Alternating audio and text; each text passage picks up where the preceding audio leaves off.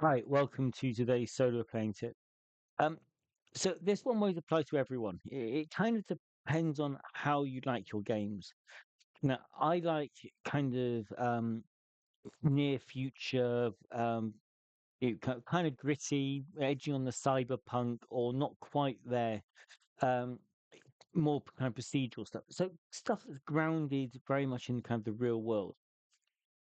And for me, there are times when you might throw something really wacky into a game and it really shakes it up. It changes the whole kind of dynamic. It might reveal a truth how things aren't how they always seem.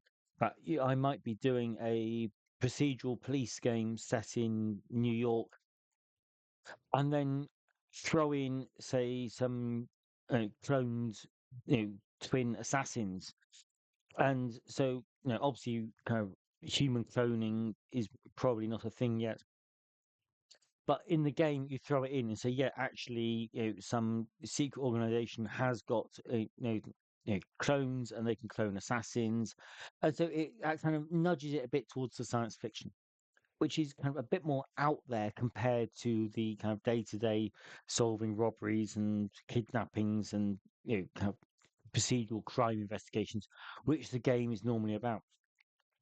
So even when I am doing something quite, a mundane crime, a kidnapping, a murder, a robbery, I can still put in some cool stuff. I can still have car chases. I can have motorbike chases through a shopping mall, going up and down escalators and crashing through plate glass windows.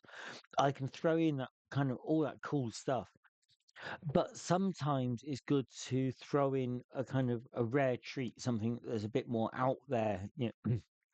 Maybe invent some completely new technology and have that. Maybe the victim of a kidnapping is a kind of wealthy industrialist or a venture capitalist, and at the same time, I then bring in a kind of killer robot using kind of just beyond our current technology, as if this is a prototype going, so I get to do something a bit different. Now, for my games in that genre, making sure the weird and wacky stuff is a rare treat. It shakes up the game a bit and it makes one session stand out much more than the others. But if I did that every single time, the essence of the game being um, kind of real world police visual, might be lost because there becomes too much science fiction in it. And you can do the same with fantasy.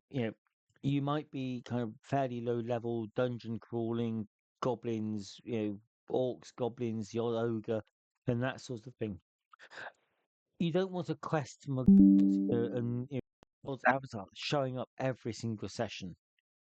Sometimes it's really good to kind of throw something in that's really kind of out there like that. Pick your drop them on a different plane of existence, have something really weird adventure, drop them back where they just left. But there's a time for when it just has to be a good session with everyday cool stuff, making every session good, and a time for those really kind of those rare treats, that weird and wacky stuff, which shows you a completely different aspect of your setting and your genre and your game. To just shake it up. Okay, so that's the general idea. Lots and lots of cool stuff, but sometimes do something a bit crazy. Okay, thank you for watching.